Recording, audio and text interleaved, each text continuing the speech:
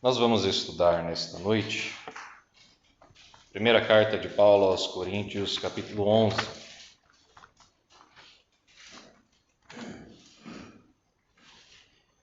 Primeira aos Coríntios, capítulo 11, e vamos ler do verso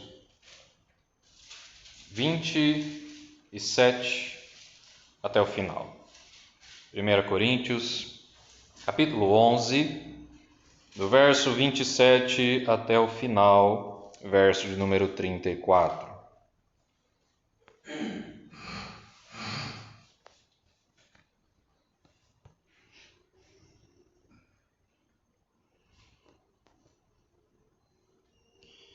Primeiro aos Coríntios, capítulo 11, dos versos 27 ao 34. Nos diz assim a palavra de Deus: Por isso, aquele que comer o pão ou beber o cálice do Senhor indignamente, será réu do corpo e do sangue do Senhor. Examine-se, pois, o homem a si mesmo, e assim coma do pão e beba do cálice. Pois quem come e bebe sem discernir o corpo, come e bebe juízo para si. Eis a razão porque há entre vós muitos fracos e doentes, e não poucos que dormem. Porque se nos julgássemos a nós mesmos, não seríamos julgados. Mas quando julgados, somos disciplinados pelo Senhor, para não sermos condenados com o mundo. Assim, pois, irmãos meus, quando vos reunis para comer, esperai uns pelos outros. Se alguém tem fome, coma em casa, a fim de não vos reunirdes para juízo. Quanto às demais coisas, eu as ordenarei quando for ter convosco. Que Deus nos abençoe no estudo que faremos de sua palavra neste momento. Amém. Neste final do capítulo 11 da carta de Paulo à igreja de Corinto, nós temos estudado sobre a importância da Santa Ceia, da forma errada como ela estava sendo feita por aquela igreja, e os ensinamentos de Paulo sobre qual é a forma devida, a forma correta que a igreja, até hoje, deve praticar este sacramento que nos foi dado por Jesus. E é importante para nós sabermos como, em cada detalhe, devemos cumprir a ordem de Cristo de trazermos à memória o seu sacrifício por meio desta mesa que é compartilhada por toda a membresia da igreja. Porque imagine o seguinte: imagine que você seja o criado de um senhor, você trabalha na casa deste senhor, e ele sai de sua casa e deixa a você uma ordem específica. Ele diz assim: a cozinha precisa ser limpa.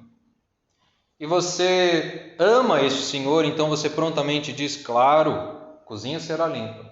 O senhor sai pela porta de casa, você entra na cozinha, vê a sujeira, vai lá na despensa, começa a pegar os produtos, e aí você passa pela sala e vê: puxa, a sala está bagunçada. Você passa pelo quarto e diz: puxa, tem uma mancha enorme ali no chão daquele quarto.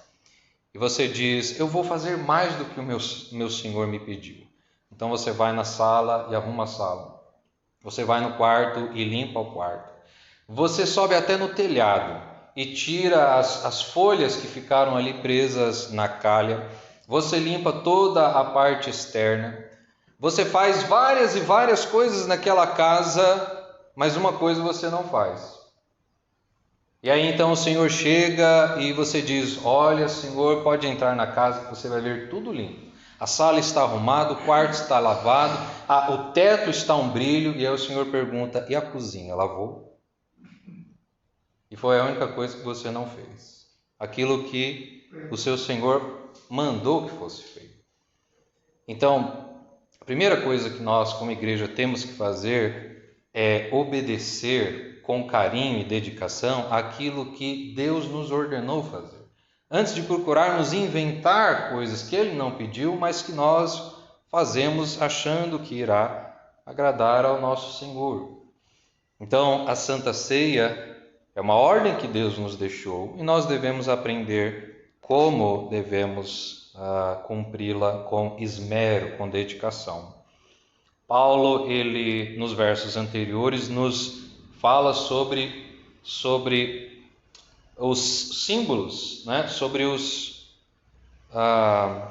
elementos da Santa Ceia, que são o pão e o cálice, e aquilo que eles representam, o corpo e o sangue de Cristo. Paulo, ele nos lembra também que a Santa Ceia, ela não é uma experiência particular. Não é algo que você faz dentro da sua mente, dentro do seu coração. Não é uma experiência única de cada cristão. Mas é algo que nós somos chamados para fazer em comunidade. Porque Cristo Jesus deu o seu corpo para ser partido e o seu sangue para ser derramado, não só por indivíduos, mas também por um povo. Por uma nação santa, como Pedro diz, um povo de propriedade exclusiva de Deus. Então, a comunidade de crentes que levam o nome de Cristo devem se reunir no momento da ceia e refletir sobre o seu relacionamento uns com os outros como cristãos e do seu relacionamento com Cristo. Como já dissemos, é por isso que na época da pandemia, quando estávamos impedidos de congregarmos, nós não fomos pela via que algumas igrejas seguiram de comemorar ou de celebrar a Santa Ceia virtualmente. Porque nós entendemos que isto satisfazia uma necessidade individual, de que cada pessoa precisava ter o seu momento de Santa Ceia, mas não cumpre ao propósito da Santa Ceia em si, que é trazer para aquela mesa uma comunidade, um grupo que celebra a sua comunhão, a sua união, que infelizmente naquela época estava impedida. Por isso nós ficamos um tempo sem celebrá-la, mas quando a fizemos, acreditamos que ela recebeu um significado renovado para nós, porque nós finalmente pudemos estar juntos depois de tanto tempo longe.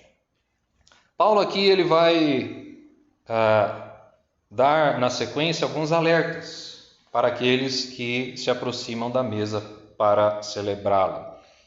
Ele diz que aquele que comer o pão ou beber o cálice do Senhor indignamente, no verso 27, se torna réu do corpo e do sangue do Senhor.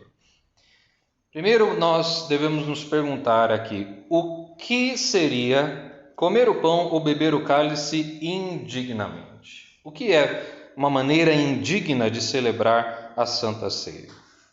Ora, uma maneira indigna é qualquer maneira que não seja coerente com o significado daquela mesa, que é a morte de Cristo.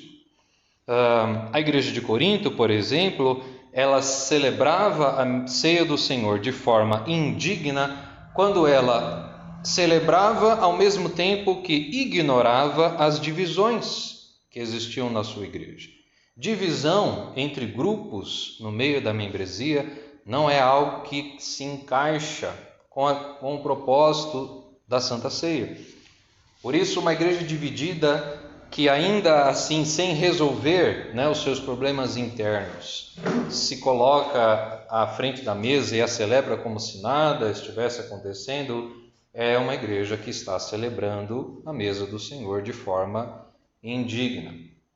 Quando você tem uma família, você é pai ou mãe, uma das coisas mais difíceis de se fazer é juntar todo mundo na mesa no horário de almoço ou no horário do jantar. Porque conforme as crianças vão crescendo, se tornam adolescentes, cada uma delas tem a sua rotina, as suas atividades. Um quer comer no quarto, o outro quer comer na frente da televisão, o outro quer comer fora de hora. Então, é necessário que haja um entrosamento, uma sintonia muito grande entre a família para que a mãe ou o pai consiga reunir todo mundo naquela mesa. Mas ainda que a família toda esteja reunida, bonitinha, numa mesa, no momento do almoço ou do jantar, não quer dizer que aquela família não tenha problemas, né, no meio dos seus relacionamentos. E vai chegar uma hora, você pode até achar que reunir a família na mesma mesa é um sucesso suficiente, mas vai chegar uma hora que nem isso vai ser mais possível. Porque os problemas eles começam a surgir e a máscara cai. Então, sentar junto à mesa não é o alvo, mas é a consequência de uma luta constante por melhorar a qualidade de vida entre os membros daquela família, de lutar pelo amor, pelo perdão, de ensinar acerca de valores bíblicos, ensinar acerca de Cristo Jesus, da razão pela qual nós hoje podemos amar uns aos outros. E então a irmandade, a intimidade da família, ela vai naturalmente sendo construída sobre estes princípios. Então a igreja de Corinto, ela errava ao não considerar as suas divisões como algo importante, algo que deveria ser tratado. O comportamento egoísta de muitos dos irmãos daquela igreja também demonstrava uma forma indigna. Porque se a Santa Ceia ela representa a comunhão, você se aproximar dela preocupado só com a sua saúde espiritual, eu tenho que comer o meu pão, eu tenho que beber o meu vinho, eu tenho que receber a minha bênção e acabar até passando pela frente de outras pessoas, isso é ultrajante. E naquela igreja era o que acontecia. Outra coisa importante também é que a igreja havia perdido o ponto principal deste memorial, que envolve o quê? Envolve proclamar a salvação por meio da morte de Cristo. O que Paulo diz lá no verso 26 é que todas as vezes que nós comemos o pão e bebemos o cálice, anunciamos a morte do Senhor até que Ele venha. Para que é que Jesus Cristo morreu? Por que é que Ele deu a sua vida? Para salvar pecadores. Então, a membresia da igreja, que se aproxima da mesa do Senhor para celebrá-la, mas no seu coração não alimenta o desejo de evangelizar, está participando da mesa de forma indigna. Ela está celebrando algo que deveria ser compartilhado com o mundo, por meio da pregação, por meio da palavra, mas ela prefere reter, guardar aquilo apenas para si. Isto é, portanto, entre outras coisas, participar da mesa do Senhor de forma indigna. Ou seja, se aproximar da mesa de qualquer maneira que não seja consistente com o seu propósito, com o significado da morte de Cristo. O que acontece se fizermos isso? Paulo diz que nós somos réu do corpo e do sangue do Senhor. O que quer dizer ser réu? Ser réu significa ser culpado. O réu é aquela pessoa que é trazida em julgamento perante o juiz e é colocado ali naqueles filmes, né, antigos, em que tinha o júri e tudo mais, era colocado ali na cadeira do réu. Todos os olhares estavam contra ele, porque ele estava ali esperando, aguardando a sua sentença. E no caso dele ser um criminoso de fato, a sua sentença justa, que a lei determinava que ele cumprisse.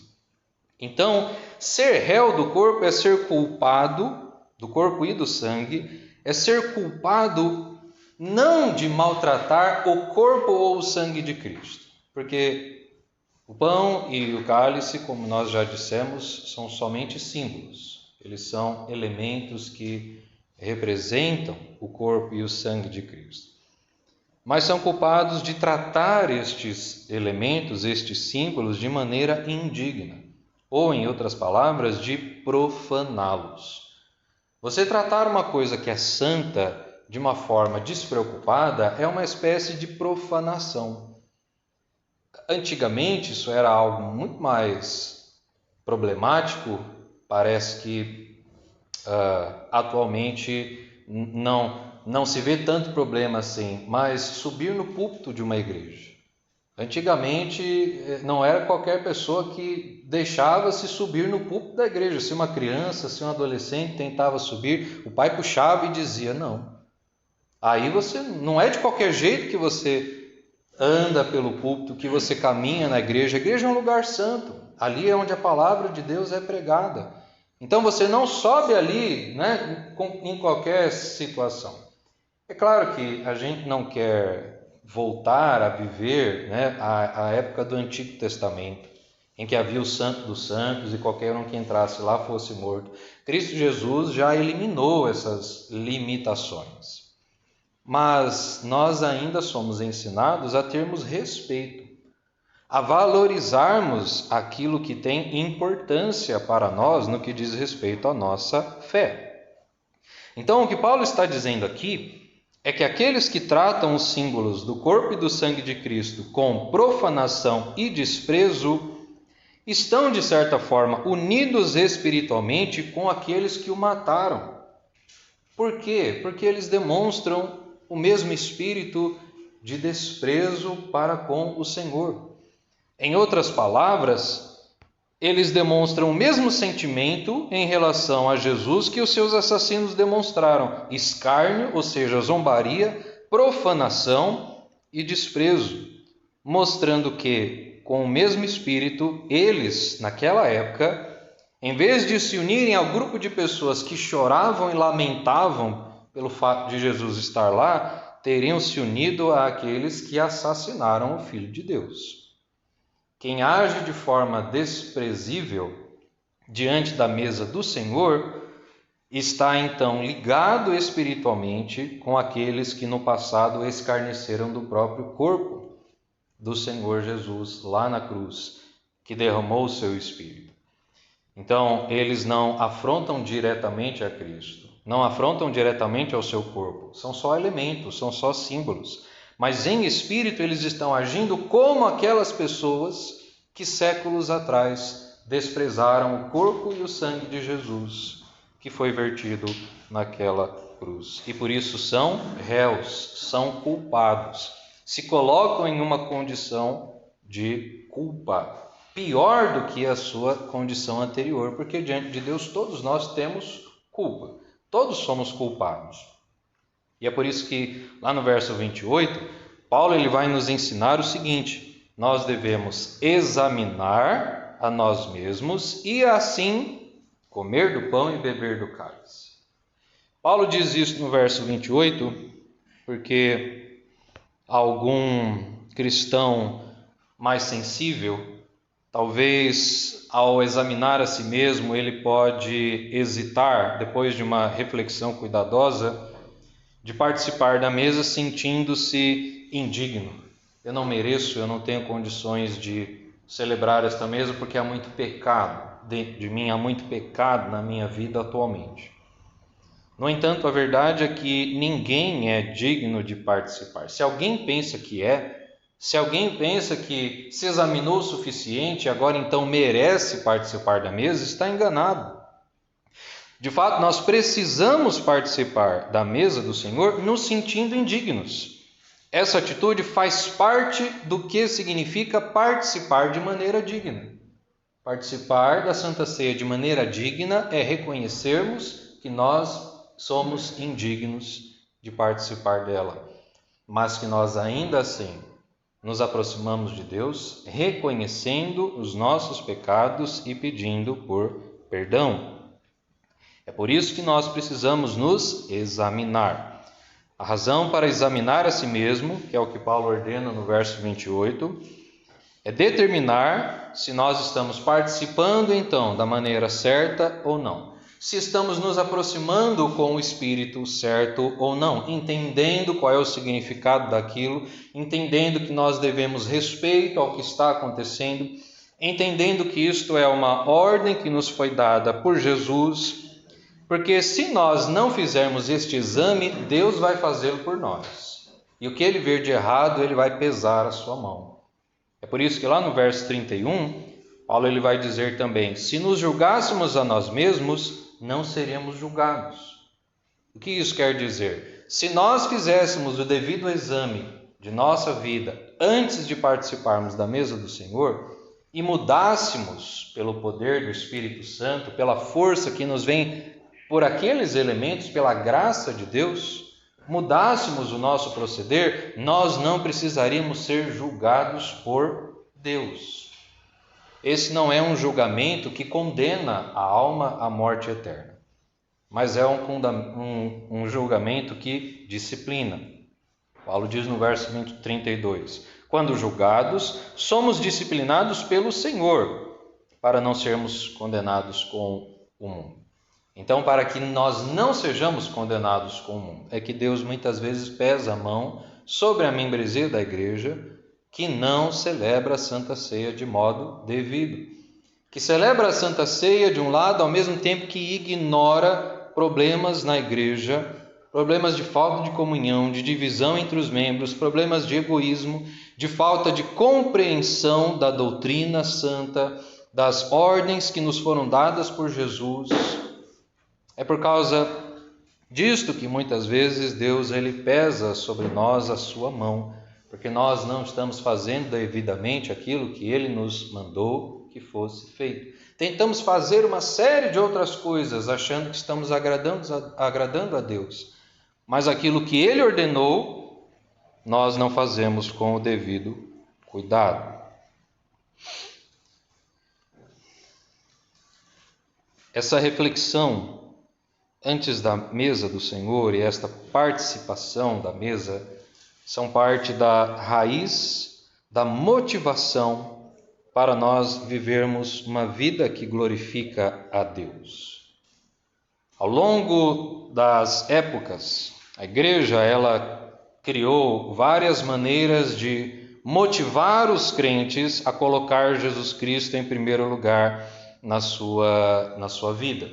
Isso inclui apelos, chamadas ao altar, serviços de avivamento, serviços de dedicação, ida ao monte, ida à fogueira e tantas outras coisas que claramente todas elas têm lá o seu devido valor. Não são para serem imediatamente lançadas fora. São maneiras pelas quais as igrejas, de modo geral, procuraram incentivar os cristãos a colocar Jesus no centro da sua vida. Mas, infelizmente, o que a igreja erra é negligenciar o que o Senhor Jesus nos instruiu para motivação de seu povo, para que o seu povo viva melhor e coloque Jesus no centro da sua vida. E se essa observância ela perdeu o seu vigor, é porque aqueles que lideram falharam em enfatizá-la, falharam em dar à igreja a devida preparação, falharam em dar a devida atenção e dar prioridade que estes sacramentos, que estas instituições, que foram dadas diretamente por Cristo, merecem. E nós, sim. Quer dizer que, ao invés de cumprir o que foi determinado, criam coisas para tentar agradar. Sim, exato. E não tem problema você criar coisas, mas faça primeiro o que... invista primeiro e dê mais atenção àquilo que Jesus Cristo ele já orientou e já ensinou e já ordenou. Antes de você procurar fazer o que o seu Senhor não mandou, com o propósito de agradá-lo, faça o que ele mandou e faça com dedicação. A observância da ceia do Senhor, de uma forma que nos leve de volta à cruz e observemos ali o que Jesus fez por nós, é um dos motivadores mais poderosos e eficazes para vivermos a vida cristã. Toda a Santa Ceia é um momento de lembrarmos do ato sacrificial que Jesus Cristo, que o Filho de Deus, que um inocente fez por nós. Então, isso é o que traz verdadeira graça à nossa vida e nos motiva a sermos melhores cristãos para a glória de Deus. Se você acha que observar frequentemente a ceia do Senhor tem a tendência de se tornar algo cansativo, pare para pensar um instante. Você acha que uma esposa ou um marido se cansa das frequentes expressões de amor de seu cônjuge por ele? Você acha que o marido se cansa de ouvir a mulher dizendo eu te amo? Ou a esposa se cansa de ouvir o seu marido dizendo eu te amo? Nós não nos cansamos. Se a obediência dos sacramentos, da Santa Ceia, do batismo, das ordens que nos foram dadas por Jesus são cansativas, é porque elas não estão sendo feitas da forma correta, porque elas são declarações de amor de Deus por nós, de seu cuidado, de seu amparo, de seu velar pela nossa alma. Ou então não está sendo recebida. Ou então não está sendo recebida porque nós nos aproximamos de forma indigna e acabamos nos tornando culpados porque não nos examinamos como nós devíamos ter feito. Então, no verso 29, Paulo diz: quem come e bebe sem discernir o corpo, come e bebe juízo para si. Não só deixa de receber a bênção, mas acaba por receber algum tipo de maldição. No caso da igreja de Corinto, Paulo diz no verso 30: eis a razão porque há entre vós muitos fracos e doentes e não poucos que dormem. E esse dormir aqui são pessoas que estão à beira da morte, estão num estado moribundo, estão acamadas, sem quase expectativa de se levantarem. Então, a mão de Deus pesou sobre aquela igreja na forma de doenças, na forma de fraqueza, não só espiritual, mas também física. Por quê? Porque eles não estavam participando da mesa de forma digna. E fazer isto, participar da mesa do Senhor de forma indigna, é trazer sobre nós mesmos juízo. Então, isso é algo que a gente raramente vai trazer à mente em primeiro lugar quando a gente pensa como melhorar a condição espiritual da nossa igreja. Às vezes nós vamos lá pelo caminho que nós vimos que muitas igrejas fazem.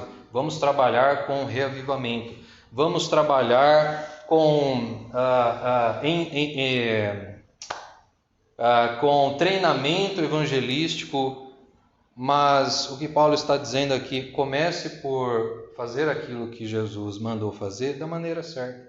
Melhore. Se você já tem celebrado na mesa do Senhor de forma digna, celebre de forma ainda mais digna. Examine-se melhor, dedique mais tempo, dedique mais atenção. Os líderes da igreja devem declarar à igreja toda a importância daquele evento, e ele precisa ser realmente um evento. A mesa do Senhor, a Santa Ceia, ela é avisada de preferência um domingo antes, para que durante a semana a igreja se prepare para participar daquilo, para que o exame comece já na segunda-feira, anterior ao domingo, para que nós pensemos sobre tudo aquilo que Deus já tem feito por nós ao longo destes dias, e no domingo a gente compartilhe tudo isso com os nossos irmãos na fé, com a igreja. Mas nem sempre é o que a gente faz, não é verdade? Porque se eu busco esse treinamento, se eu busco esse avivamento e não faço o correto, de nada tem valia. Sim. Por quê? Porque eu não estou fazendo a coisa correta desde o início. E esse treinamento, esse avivamento não vai valer de nada, não vai trazer resultados. Porque a causa do problema não está no avivamento, é na obediência. Se a base não estiver ali, né, sendo respeitada, qualquer coisa que você colocar em cima dela não vai ficar. Sim. Quando o povo voltou do cativeiro da Babilônia, o profeta Ageu, se eu não estou enganado, precisou orientar o povo, porque o povo estava trabalhando, estava se dedicando à sua seara, ao seu campo, mas o dinheiro não rendia. Entrava tudo em saquitel furado. Por quê? Porque eles esqueceram a base. Como é que estava o templo? Como é que estava a casa do Senhor? Estava em ruínas. Se você quer ser bem-sucedido na sua vida, na sua casa, na sua família, comece, construindo a casa de Deus, investindo no templo, investindo na sua vida espiritual, na sua vida religiosa. Buscai, pois, ao Senhor, buscai, pois, ao reino em primeiro lugar, e as demais coisas vos serão acrescentadas. Então, muitas vezes eu acho que o nosso erro é porque nós estamos ignorando as bases, ignorando os fundamentos, os princípios que a palavra de Deus nos deixa. Se nós fizermos bem aquilo que é princípio, aquilo que é básico, todas as demais coisas elas vão se encaixando à medida em que Deus derrama sobre a igreja a sua graça.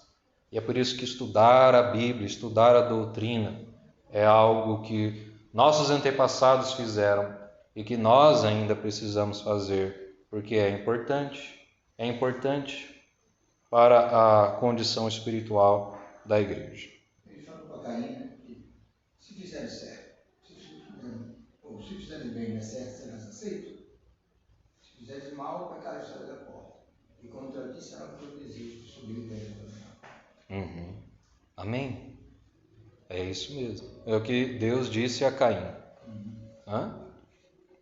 Então, por que as coisas vão mal? Por que às vezes a gente acha que a mão de Deus está pesando sobre a nossa vida? Parece que o nosso saquetel tem algum furo, as coisas não vão bem, nossa vida ela não rende, não só na área financeira, mas em diferentes outros aspectos. Por quê? Paulo ele nos convida a voltarmos o nosso olhar para as instituições que Cristo deixou à sua igreja. Uma delas, a Santa Ceia. Se a Santa Ceia, que foi uma instituição que Jesus nos deixou como meio de graça para a nossa vida, é um veículo, é um tubo, vamos dizer assim de forma bem bruta, pelo qual as bênçãos de Deus passam e chegam até nós, chegam até o nosso colo. Se a gente não for na fonte certa, a gente não vai beber da água que Deus tem para nos dar. E é claro que a sede virá. E se nós não sabemos por quê, é porque nós não temos deixado de ir à fonte.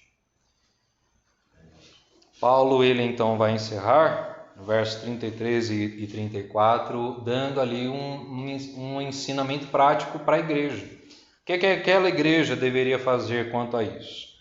Versos 33 e 34, Paulo diz: Assim, pois, irmãos meus, quando vos reunis para comer, esperai uns pelos outros. Corrijam essa divisão que há entre vocês. Invistam, trabalhem na comunhão. Esperem uns pelos outros, andem juntos. Não queiram passar por cima de ninguém, na frente de ninguém, mas esperem uns pelos outros. Cuide dos que são de Cristo e Cristo vai abençoar você. E no verso 34 ele diz: Se alguém tem fome, coma em casa, a fim de não vos reunirdes para juízo. Isso tem um princípio também importante para nós. É que nós precisamos saber cuidar de nós mesmos também, quando nós queremos cuidar do próximo. O mandamento que nós temos nas Escrituras é: amai ao próximo como a ti mesmo. E às vezes nós deixamos de cuidar dos outros porque nós temos negligenciado o cuidado conosco mesmo. Qual era a falta de cuidado que aqueles membros tinham? Deixavam de comer em casa, iam para a igreja com fome. E por isso a fome falava mais alto do que o amor. E na hora da Santa Ceia, em vez de esperar pelos outros, ele ia lá e já comia o dele. Se tivesse comida em casa, a gente não vai na igreja para encher a barriga. A gente vai na igreja para encher o coração. A barriga, ela precisa ser enchida também, mas não na igreja. A gente enche em casa. Hoje nós não celebramos a Santa Ceia como uma grande refeição. Então nós não passamos por este mesmo problema, mas nós passamos por outros. E o princípio aqui diz que um modo útil, um modo prático de nós cuidarmos bem uns dos outros é cuidarmos bem de nós mesmos. Não esperarmos para satisfazermos vontades físicas, vontades pessoais na igreja. Na igreja nós vamos para servir. Na igreja nós vamos para compartilhar daquilo que nós temos. Então vamos cuidar do nosso bem-estar.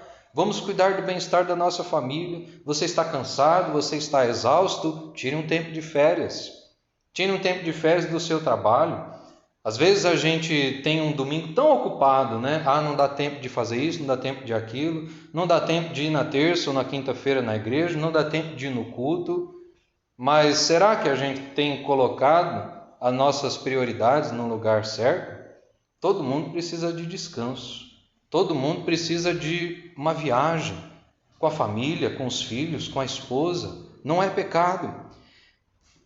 Errado é a gente tornar os eventos da igreja nossas férias particulares, né? E fazer de um retiro, por exemplo, em vez de um lugar onde a gente vai para aprender a Bíblia, a gente vai para descansar. A gente vai para curtir a piscina e não para estudar a Bíblia. Por quê? Porque a gente não tirou férias antes. A gente não procurou oportunidades de cuidar da gente, né? Então veja como as coisas se encaixam. Vejam como a igreja ela continua lidando com as mesmas situações. E veja como a Bíblia ela nos apresenta princípios que são úteis para nós. Então, se nós queremos cuidar bem do próximo, nós precisamos cuidar bem de nós também, para a glória de Deus. Amém. Que o Senhor assim então nos abençoe e aplique esta palavra em nossa vida e em nosso coração. Amém. Amém.